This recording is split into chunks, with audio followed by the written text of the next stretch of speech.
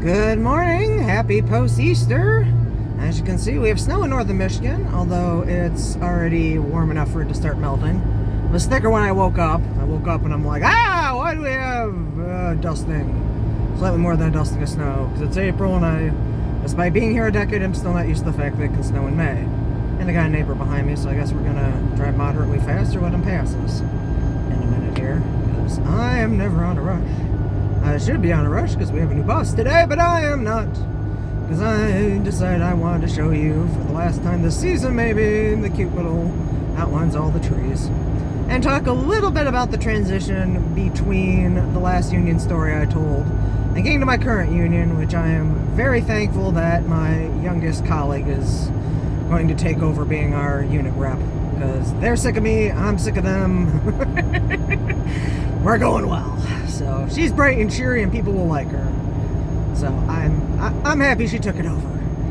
They're probably going to be happy she took it over too. Anyway, like I started out saying, I wanted to mention how I ended up here because this is actually truly a fail upwards because I did not want to be a faculty person. What I wanted was a steady job. What I wanted when I graduated from high school was to actually be an audio or an audio-video archivist. I spent a lot of time working on that. I spent time collecting devices so I could do digitizations as my own business.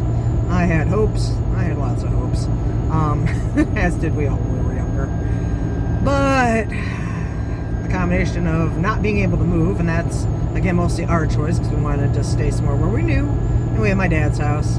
So that limited my options to Michigan, and I eventually had to crack and be like, okay, I guess I will interview for a faculty job, but I don't think it would be a good fit, because I don't teach. I mean, I taught, but I taught like one-offs, and a lot of the one-offs I taught were already pre-configured, pre-designed for me, and then I'd get them from, your coworkers, and then you could add your own special sauce to it, which I occasionally got in trouble for too at the community college because I'd let the students suggest topics, which wandered into a couple interesting areas. My personal favorite memories are the year we ended up getting a bunch of people that wanted to look up twerk for whatever reason. I don't know if Miley Cyrus had just come out, but those were the only results we could get out of EBSCO at the time.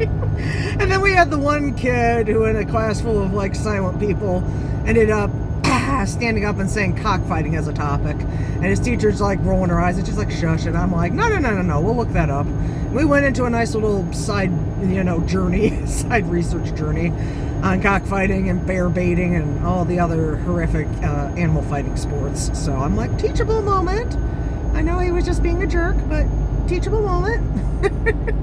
But yeah, I've gotten dinged on that a lot because like, don't let the students pick their own topics, you don't know where you're gonna end up. And I'm like, yeah, that's kind of the fun of it. And now I don't teach a whole heck of a lot either. We teach like the student orientation session, then I see them again in capstone, and yeah, that's about it. But anyway, I didn't have teaching experience. I didn't really want to get teaching experience. I, again, am perfectly okay with not being labeled any sort of instructional whatsoever because I like to do research. And in fact, the main reason I ended up going into the university system as faculty was in hopes I could get more funding for research. Because my personal professional goals were pretty small. Like, I wanted to get far enough into middle class life that I could set the majority of my bills to auto pay and not freak out about, suddenly not having enough money to go to the grocery store. Like I said, very modest goals. Grew up broke, very modest goals. So I thought about it when I applied here and a couple places before here, and I was like, well, it might be worth the pain if I can actually get funding to look into this, that, and the other. So I sucked it up and I became a faculty person, but this was not my first choice. Mainly because I did not want to do paperwork, and I really didn't want to have to go through like an extended approval process. Like the whole tenure thing, I was not interested in, because it's like, the joy and the downside being an at-will is that you can be let go at any time, but the joy of it is you really only have to please your direct superior. Although that didn't always work for me, so again, having extra bosses saved my butt more than once. But on the other hand, the more people that have to approve of me, the more anxiety-inducing it was. So this whole idea of like, yeah, like 10 or more people are going to vote you up or down, and their opinion matters. And in addition to doing good work, you also have to get along with them. Which is someone who really wanted to like work with machines and be left alone. Yeah, people are fun. And I shouldn't say that because I hate working with printers, but I do okay with scanners, all right? And I remember that even when interviewing at archives, I got like, one of them was like, if we had to choose between, the people and the stuff, who do you choose? And unfortunately, I was the archivist that really just wants stuff. I'm like, stuff's great. Stuff's the reason we're here. We preserve the stuff so that people can come use it later. Needless to say, I flunked that interview. People are more important than stuff. It only took me another 15 years to realize that. But yeah, this is a fail upward, because I spent a lot of time being like, nope, I don't want to do that. Nope, I don't want to deal with any more managerial hoop jumping than I need to.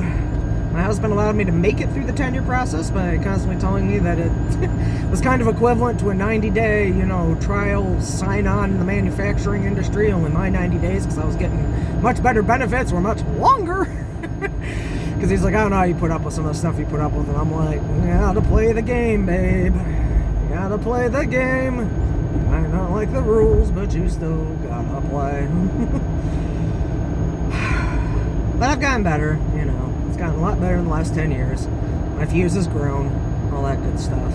But yeah, I did not want to be in a faculty job. I did not want to be calling myself any sort of educational personnel whatsoever. In fact, I remember wanting to interview at a Christian college because I talked to somebody who's like, you'd be a really good fit here. And I'd be like, okay, but your app asks for regular church attendance and who's your bishop type thing.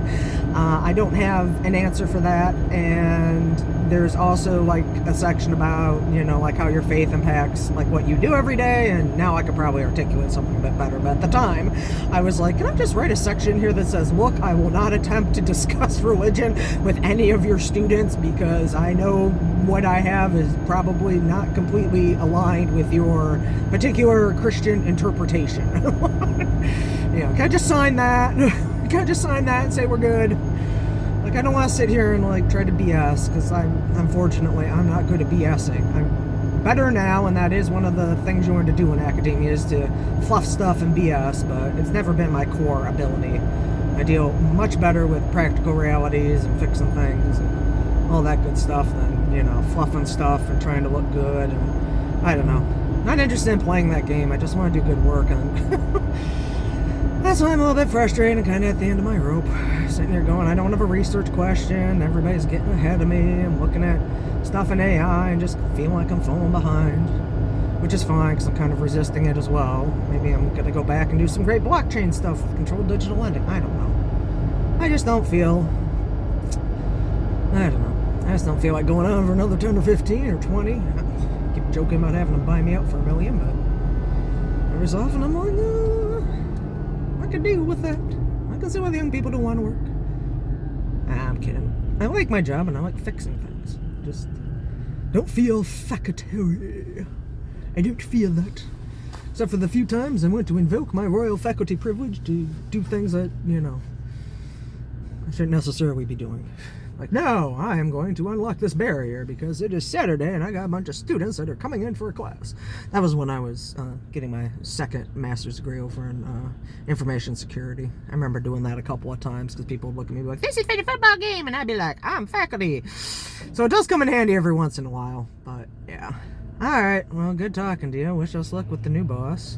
I was well mean to Dan because I didn't want to get my car super dirty this weekend in case I have to walk between two cars and get gunk over myself. I'm probably overthinking that, but good old rejection sensitive dysphoria just has me sitting here, up at 1:30 in the morning with a stress headache going, my boss isn't going to like me, and I don't like when the dynamic shifts.